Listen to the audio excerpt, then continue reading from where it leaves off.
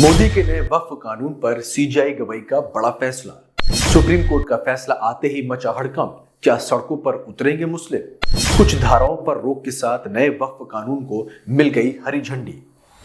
नमस्कार, मैं हूं राजीव पाठक और आप देख रहे हैं बीआर न्यूज। दोस्तों, आखिरकार मोदी सरकार के नए वक्फ कानून को आज सुप्रीम कोर्ट में पूरी तरीके से मंजूरी मिल गई है। सीजीआई बीआर गवई की बेंच ने कुछ छोटी मोटी धाराओं पर रोक लगाते हुए नए कानून को हरी झंडी दे दी है, लेकिन आपको बता दें कि ये फैसला आते ही हड़कंप मच गया है। मुसलमानों में इस फैसले को लेकर जहां एक और हाहाकार मचा हुआ है, तो वहीं दूसरी ओर मोदी सरकार और उनसे जुड़े संगठन इस नए कानून को लेकर जश्न मना रहे हैं। सीजीआई गवाही ने नए वक्फ कानून पर कौन सा फैसला सुनाया और क्यों इसको लेकर मुसलमान में इतना हड़कंप मचा हुआ है, ये आपको हम अपनी आगे आने वाली 8 मिनट की इस रिपोर्ट में बताएंगे। साथ ही इस पर भी चर्चा करेंगे कि कानून की किन किन धाराओं पर सीजीआई ने रोक लगाई है और इसका क्या मतलब है। दोस्तों, सबसे पहले ये समझते हैं कि आखिर वक्फ क्या होता है। आपको बता दें कि सिंपल लैंग्वेज में ये इस्लामिक लॉ के तहत प्रॉपर्टी जो कि मस्जिद, स्कूल और हॉस्पिटल या फिर गरीबों की मदद के लिए डेडिकेट किए जाते हैं, उन जमीनों के लिए होता है। एक बार वक्फ बनी तो वो हमेशा के लिए रहती है, ना बेची जा सकती है और ना ही गिफ्ट। यानी कि एक बार जमीन अगर वक्फ को दे दी गई, उनके नाम पे चढ़ गई, तो उसको बेचा नहीं जा सकता और ना ही उसको किसी को गिफ्ट किया जा सकता है। वो वक्फ की प्रॉपर्टी बन जाती है। भारत में वक्फ बोर्ड्स इसे मैनेज करते हैं, लेकिन प्रॉब्लम क्या है? बड़ी प्रॉब्लम यह है कि पुराने कानून में ढेर सारे लूपहोल्स थे, यानी कि बारीकियों में कमी थी। एंक्रोचमेंट यानी कि कब्जे, मिसमैनेजमेंट और कभी कभी तो सरकारी लैंड को भी वक्फ में घुसेड़ दिया जाता था। 1995 का वक्फ एक्ट था, लेकिन वो अपडेटेड नहीं था। फिर आया मोदी सरकार का मास्टर स्ट्रोक वक्फ अमेंडमेंट बिल 2024, जो 2025 में एक्ट बन गया, क्योंकि सरकार ने देखा कि वक्फ प्रॉपर्टी की वैल्यू 1 लाख करोड़ से ज्यादा हो गई थी और उनकी जो जमीन थी वो तकरीबन 9.5 लाख एकड़ से भी ज्यादा हो गई थी। लेकिन इसका सिर्फ 10% ही प्रैक्टिकली यूज हो रहा था, यानी कि गरीबों के काम आ रहा था, और बाकी प्रॉपर्टी या तो एंक्रोच थी या नेग्लेक्टेड प्रॉपर्टी के रूप में खराब हो रही थी। मोदी सरकार के नए कानून का मकसद है इसे साफ सुथरा बनाना, महिलाओं को राइट्स देना और सबको फायदा पहुंचाना, यानी कि गरीबों और औरतों को इस वक्फ प्रॉपर्टी का फायदा मिलना चाहिए। लेकिन दोस्तों, आंकड़े झूठ नहीं बोलते।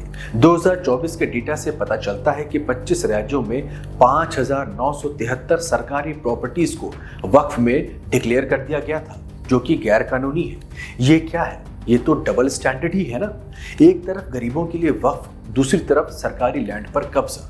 मोदी सरकार ने इसे नोटिस किया और नए वक्फ बिल को चेंज कर दिया। फर्स्ट रजिस्ट्रेशन मैंडेटरी कर दिया गया, यानी कि सबसे पहले अगर आपको वक्फ प्रॉपर्टी बनानी है तो रजिस्ट्रेशन कराना होगा, जो कि 1923 से ही था, लेकिन 2013 में इसको हटा दिया गया था। यानी कि यूपीए सरकार ने वक्फ बोर्ड को इतना आसान बना दिया था कि वो जब भी चाहे किसी भी सरकारी या निजी भूमि को कब्जा कर सकते थे और वो किसी तरीके का रजिस्ट्रेशन भी नहीं कराते थे। अब इसी चीज को वापस लाया गया है ताकि फेक वक्फ ना बने। दूसरा है वक्फ बाय यूज खत्म, यानी कि सिर्फ इस्तेमाल के बेसिस पे किसी भी जमीन को वक्फ नहीं माना जाएगा, उसके कागज और प्रूफ चाहिए होंगे। तीसरा है नॉन मुस्लिम मेंबर्स को बोर्ड में जगह देना, लेकिन लिमिटेड। सेंट्रल काउंसिल में 22 में से 4, स्टेट बोर्ड में 11 में से 3, यानी कि जो सेंट्रल बॉडी होगी वक्फ बोर्ड की, उसमें 4 नॉन मुस्लिम लोग होंगे और जो स्टेट का जो बोर्ड होगा वक्फ का, उसमें 11 में से 3 नॉन मुस्लिम होंगे, क्योंकि ट्रांसपेरेंसी के लिए आउटसाइडर की नज़र ज़रूरी है, लेकिन बैलेंस तरीके से इसे लागू किया जाएगा।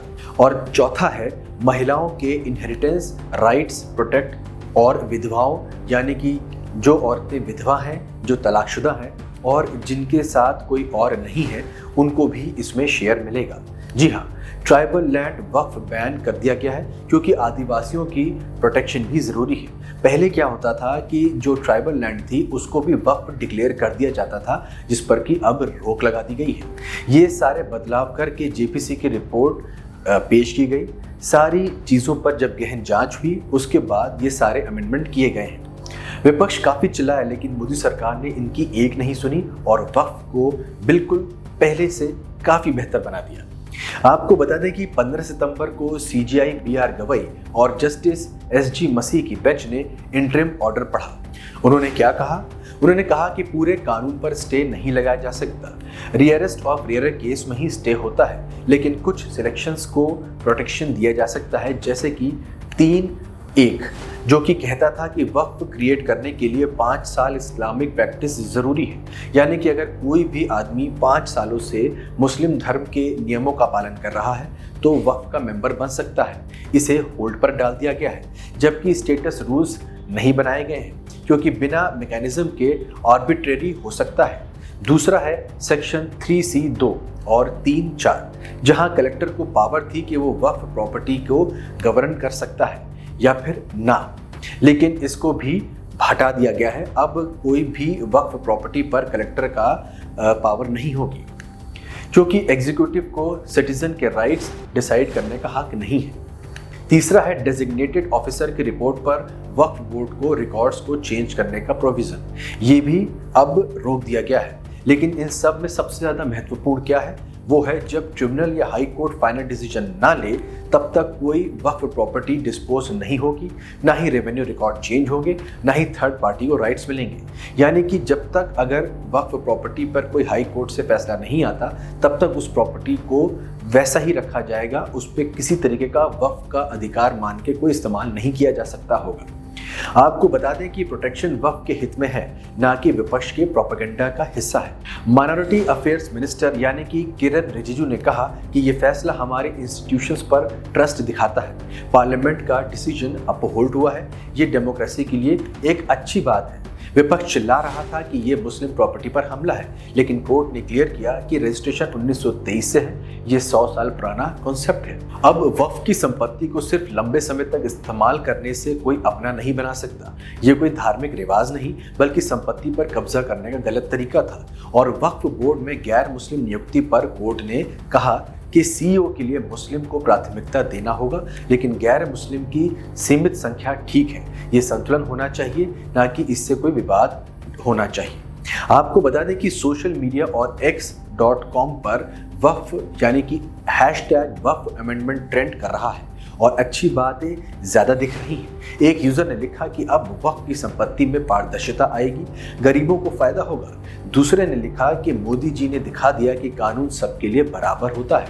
मुस्लिम समुदाय के कुछ लोग भी कह रहे थे कि ये बदलाव गलत इस्तेमाल को रोकेंगे। All India Muslim personal law board ने कहा कि कोर्ट ने हमारे तर्क मान लिए हैं, लेकिन विपक्ष कांग्रेस के जयराम रमेश ने कहा कि ये गलत है। अरे भाई, ये कोर्ट का फैसला है, प्रचार नहीं। याद है ना, जब बिल पास हुआ तो बंगाल में विरोध में 3 लोगों की मौत हो गई थी, लेकिन कोर्ट ने साफ कर दिया कि बिना अंतिम आदेश के कोई संपत्ति नहीं छीनी जाएगी। ये सबके लिए राहत की बात है। आपको बता दें कि सीजेआई गवई के फैसले के बाद वक्फ में बदलाव आना तय माना जा रहा है।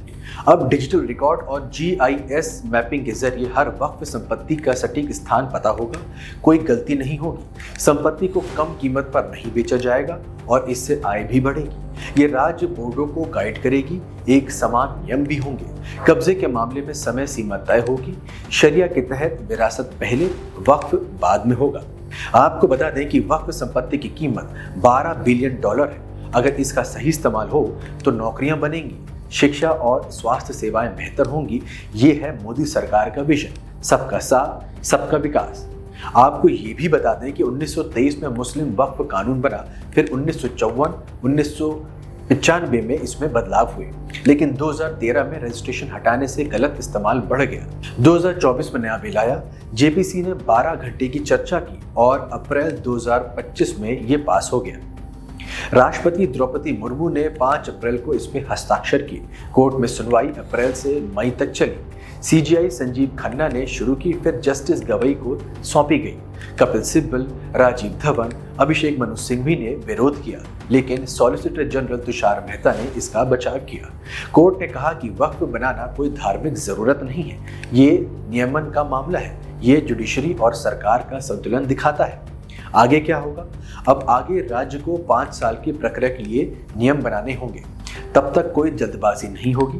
ये कानून आधुनिक भारत की दिशा में कदम है। विपक्ष इसे संविधान के खिलाफ बताता है, लेकिन ये तो आर्टिकल 14, 25 और 26 का संतुलन है। और गैर मुस्लिम सदस्य, ये पारदर्शिता के लिए, जैसे कि हिंदू मंदिरों में भी सरकार की निगरानी होती है।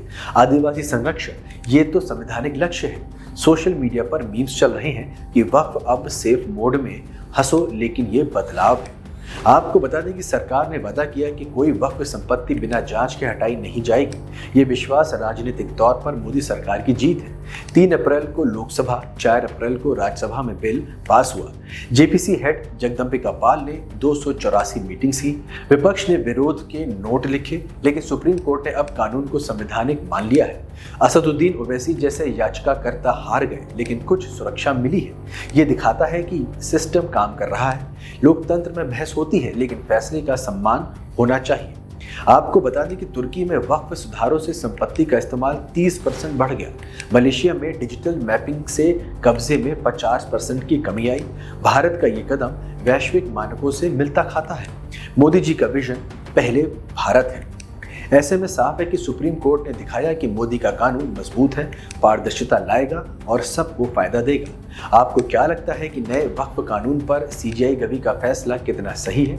क्या ये मुसलमान के पक्ष में है या फिर मोदी सरकार के बनाए गए वो कानून को हरी झंडा जैसे कि बिल्कुल गलत बात है? आपकी जो भी राय हो हमें कमेंट के रूप में साझा कर सकते हैं। खबर सच्ची और अच्छी लगी हो तो लाइक और शेयर भी जरूर करें। जय हिंद।